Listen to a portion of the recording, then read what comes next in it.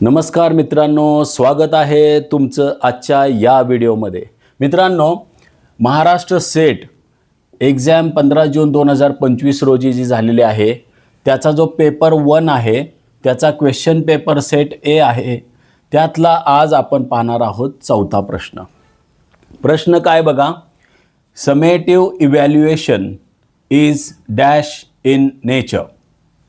साकारिक मूल्यमापन टिंबटिंब स्वरूपाचे असते. आता जेव्हा समेटिव्ह इव्हॅल्युएशनचा प्रश्न आहे तर हे जाणून घेणं महत्त्वाचं आहे की समेटिव्ह इव्हॅल्युएशन म्हणजे काय, आणि समेटिव्ह इव्हॅल्युएशनच्या बरोबर फॉर्मॅटिव्ह इव्हॅल्युएशन हा जो दुसरा प्रकार आहे तो म्हणजे काय हे जाणून घेऊया. सगळ्यात महत्त्वाचं म्हणजे साकारिक मूल्यमापन टिंबटिंब स्वरूपाचे असते. त्याच्यासाठी ऑप्शन त्यांनी दिलेले आहेत: जजमेंटल, डेव्हलपमेंटल, डायग्नोस्टिक, प्लेसमेंटल. आणि मराठीमध्ये जजमेंटलला निर्णयात्मक, डेव्हलपमेंटला विकासात्मक, डायग्नोस्टिकला नैदानिक आणि प्लेसमेंटलला स्थान निश्चिती दर्शक हे ऑप्शन दिलेले आहेत. यापैकी एक ऑप्शन बरोबर आहे. पण त्याच्या अगोदर समेटिव्ह इव्हॅल्युएशन त्याला मराठीमध्ये साकारिक मूल्यमापन किंवा संकल्पनात्मक मूल्यमापन असं म्हणतात. आता हे साकारिक मूल्यमापनाचं एक चांगलं उदाहरण जर घ्यायचं, अगदी सोप्या भाषेत समजून घ्यायचं असेल तर ह्या मूल्यमापनामध्ये पास नापास याचा रिझल्ट लागतो. उदाहरणार्थ डोळ्यासमोर आपण 10वी किंवा 12वीची बोर्ड परीक्षा घेऊया. 10वी परीक्षा झाली, बोर्ड परीक्षा झालीमध्ये एकतर तो मुलगा पास होतो नाहीतर तो मुलगा नापास होतो. त्याच्यानंतर त्याच्यासाठी इम्प्रूव्हमेंटला एवढी संधी भेटत नाही, किंवा रिमिडियल टीचिंग म्हणजे हिथं तुझं चुकलं हे तू बरोबर करून आण वगैरे असं काही होत नाही. हिथं फक्त निर्णय होतो. म्हणून निर्णय होतो म्हणजे काय, पास नापासचा निर्णय होतो. म्हणून आपल्या प्रश्नाचं उत्तर आहे जजमेंटल. म्हणजेच काय, summative evaluation is judgemental in nature. मग तुम्ही म्हणाल हे राहिलेले ऑप्शन म्हणजे काय आहेत, त्याचा अर्थ काय होतो. तर जेव्हा आपण समेटिव्ह किंवा साकारिक मूल्यमापन म्हणतो त्याचे दोन वैशिष्ट्य आपण इथं बघूयात. हे साकारिक मूल्यमापन जे असते ते विशिष्ट कालावधीत अभ्यासक्रम पूर्ण केल्यानंतर वर्षाच्या किंवा सत्राच्या शेवटी परीक्षा घेतली जाते आणि मूल्यमापन केले जाते. आणि दुसरं वैशिष्ट्य आहे की हे मूल्यमापन निर्णयात्मक किंवा जजमेंटल असते. म्हणजेच काय, पास नापास त्यामध्ये मुलं होत असतात, त्यांना मार्क्स मिळत असतात, म्हणजेच आपण त्याला टक्केवारी काढतो. श्रेणी दिली जाते, म्हणजेच त्याला ए श्रेणी, बी श्रेणी या ग्रेडेशन सिस्टममध्ये त्याला बसवलं जातं, त्याला ग्रेड दिला जातात. हे सगळं समेटिव्ह इव्हॅल्युएशनमध्ये होत असतं. दुसरा जो प्रकार आहे तो फॉर्मॅटिव्ह इव्हॅल्युएशन. आता फॉर्मॅटिव्ह इव्हॅल्युएशनला हा दुसरा प्रकार आपण समजून घेतोय. का समजून घेतोय तर या प्रश्नाचं तर उत्तर जजमेंटल आहे हे मिळालेलं आपल्याला. परंतु फॉर्मॅटिव्ह इव्हॅल्युएशन म्हणजे काय, समेटिव्ह आणि फॉर्मॅटिव्ह इव्हॅल्युएशनमध्ये नेमका फरक काय. आता बघा, समेटिव्ह म्हटलं की शेवटी लक्षात ठेवायचं. म्हणजे काय, सत्राच्या शेवटी, वर्षाच्या शेवटी जी परीक्षा घेतली जाते आणि सुधारणेला वाव नसतो त्या परीक्षेला म्हणायचं समेटिव्ह इव्हॅल्युएशन.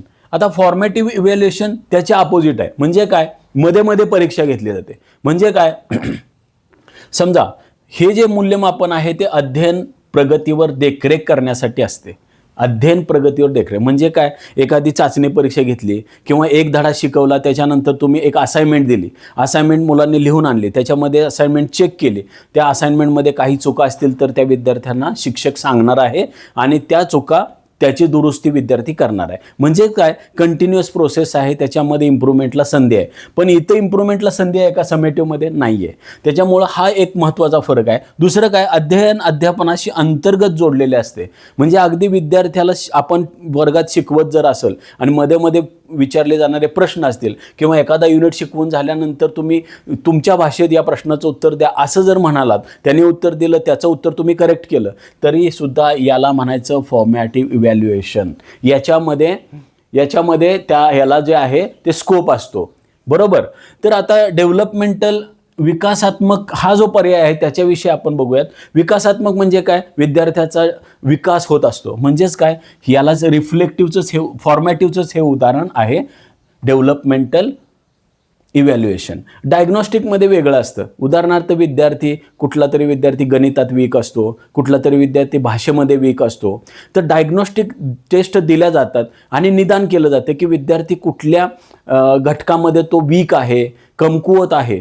मग त्या कमकुवत घटकावर जास्त भर देऊन तो विषय आपण चांगल्या पद्धतीने त्याला पुढे आणण्याचा प्रयत्न शिक्षक म्हणून करत असतो. आणि हे निदान करण्यासाठी ज्या टेस्ट वापरली जाते त्याला नैदानिक कसोट्या किंवा नैदानिक टेस्ट असं म्हटलं जातं, त्याला डायग्नॉस्टिक. म्हणून हे डायग्नॉस्टिक, आता इथं समेटिव्ह इव्हॅल्युएशनचं हे जजमेंटल हे उत्तर आहे, पण डायग्नॉस्टिक जाता जाता तुम्हाला माहिती असावं म्हणून मी सांगितलं. आता स्थाननिश्चितीदर्शक हे जे मूल्यमापन आहे ते एखाद्या कॅन्डिडेटला एखाद्या कंपनीमध्ये नियुक्त करायचं असेल तर त्याला इंटरव्ह्यू घेतली जाते. म्हणजे त्या जॉबसाठी तो प्लेस करायचा आहे, मग तो योग्य आहे का त्याच्यासाठी जी चाचणी घेतली जाते त्याला प्लेसमेंटल इव्हॅल्युएशन असं म्हणतात. त्यामुळे हे तिन्ही उत्तरं येणार नाहीत, ह्याची वैशिष्ट्य मी तुम्हाला जाता जाता सांगितली. पण summative evaluation is judgemental in nature किंवा साकारिक मूल्यमापन निर्णयात्मक स्वरूपाचे असते, हे याचं उत्तर आहे. आज मी तुम्हाला समेटिव्ह इव्हॅल्युएशन त्याचबरोबर फॉर्मॅटिव्ह इव्हॅल्युएशन ह्या ज्या दोन पद्धती आहेत त्याच्याबद्दल सखोल माहिती दिलेली आहे. आय होप तुम्हाला हा व्हिडिओ आवडेल. व्हिडिओ शेवटपर्यंत बघितला त्याबद्दल खूप खूप आभारी आहे.